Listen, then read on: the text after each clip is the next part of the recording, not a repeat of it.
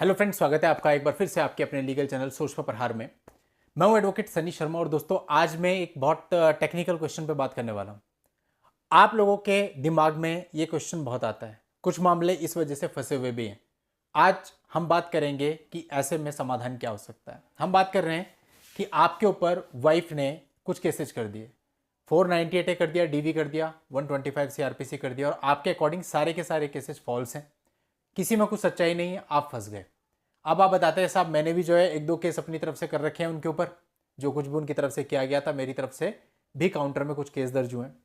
अब दोनों ही पार्टी लड़ते लड़ते परेशान हो गई और दोनों ने निर्णय लिया कि चलो इसको म्यूचुअली सेटल कर लेते हैं।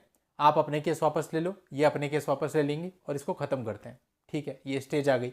अब इस स्टेज के आने के बाद फिर एक पेच और फंस गया। अब बात यह हुई कि लड़की कहती है कि पहले तुम अपने केस वापस लो, लड़का कहता है कि पहले तुम अपने केस वापस लो, क्योंकि दोनों को एक दूसरे पर भरोसा नहीं है कि अगर एक ने वापस ले लिया तो दूसरा एकदम से फिर पलट जाएगा। अब इसका क्या उपाय करें, कैसे इसका समाधान निकालें? चलिए ठीक है, फर्स्ट मोशन में तो आपने लिख करके दे दिया कि सेकंड मोशन से पहले दोनों ही अपने अपने केसेस को खत्म कर लेंगे। अब लेकिन क्या हो, कैसे काम चले, कैसे खत्म कराया जाए? क्योंकि लड़की इसलिए प्रोसीड नहीं कर रही है कि अगर मेरा केस पहले खत्म हो गया तो लड़का फिर बाद में मुझे परेशान करेगा, अपना केस वापस नहीं लेगा। और लड़का इसलिए प्रोसीड नहीं कर रहा है कि अगर उसका केस पहले खत्म हो गया तो लड़की फिर से 498 वगैरह चलाती रहेगी, मेंटेनेंस चलाती रहेगी और म्यूचुअल डाइवोर्स की सेकंड मोशन पे अपेयर नहीं होगी। तो ये बहुत ही प्रैक्टिकल समस्या है दोस्तों, जो कि बहुत सारे लोगों के साथ अभी आ रही है और उसी प्रैक्टिकल बात के आधार पर ही मैं आपको ये समझा रहा हूं, बता रहा हूं। इसका तरीका क्या है, कैसे आप इस चीज को सॉर्ट आउट करेंगे? बहुत सिंपल है। लड़का लड़की आप दोनों तैयार हो, रेडी हो। आपने क्या करना है, हाई कोर्ट में क्वेश्चन की पिटीशन फाइल करनी है।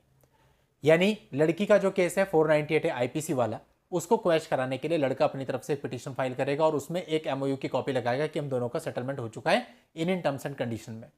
इसी तरह से जो लड़की है वो भी क्वेश्चन फाइल करेगी हाई कोर्ट में कि लड़के ने मेरे और मेरे परिवार वालों पे ये एफआईआर दर्ज करी थी, लेकिन ये मैट्रिमोनियल से संबंधित मामला था और अभी हमारा कॉम्प्रोमाइज हो गया, ये हमारा एमओयू है।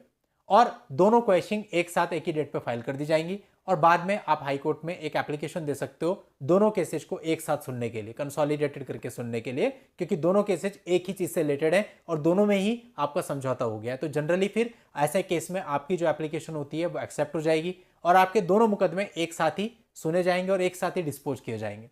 तो आपकी जो समस्या है वो खत्म हो गई।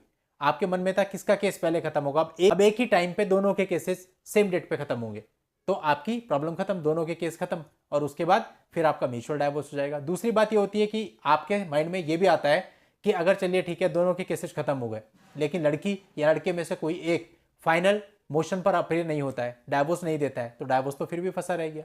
लेकिन देखिए, जब आप एमओयू सबमिट कर रहे हो तो एमओयू में आप पूरी अंडरटेकिंग दे रहे हो एक तरह से हाई कोर्ट को कि भाई हमारे बीच में समझौता नामा हो चुका है और उसी बेस पे ये जो मामले हैं ये क्वैश हो रहे हैं। तो इतना आसान नहीं होगा आपको अपनी अंडरटेकिंग से भागना, आपके खिलाफ एक्शन लिया जा सकता है ऐसे में। तो इसलिए कहीं ना कहीं दोनों ही पार्टीज इससे बाउंड हो जाएंगी और उसके बाद फाइनल मोशन पे डाइवोर्स होगा और बात हो गई खत्म, आपकी प्रॉब्लम हो गई सॉल्व। तो इस तरह से आप इस प्रॉब्लम को बहुत ही सिस्टमेटिकली डील कर सकते हैं। ज़्यादा बड़ी बात नहीं है, लेकिन एक छोटी सी बात भी लिटिगेशन में अगर फंस जाती है तो फिर वो बहुत परेशान करती है। तो उम्मीद करता हूँ आपको इस वीडियो से कुछ हेल्प जरूर मिलेगी और नेक्स्ट वीडियो में नई लीगल जानकारी के साथ मैं आपसे फिर मिलता हूँ। तब तक के लिए good bye and thank you for watching. Take care.